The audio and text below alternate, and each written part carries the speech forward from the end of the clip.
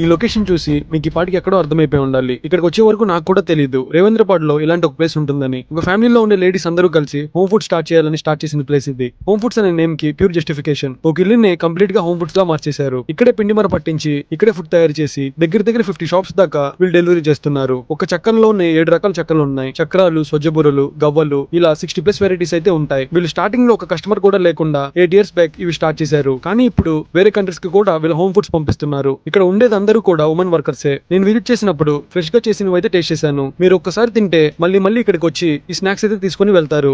First order తీసుకున్నాము మంగళగిరి నుంచి తీసుకొని చాలా బాగున్నాయండి. అలా ఆర్డర్స్ ఇవ్వడం స్టార్ట్ చేశారు.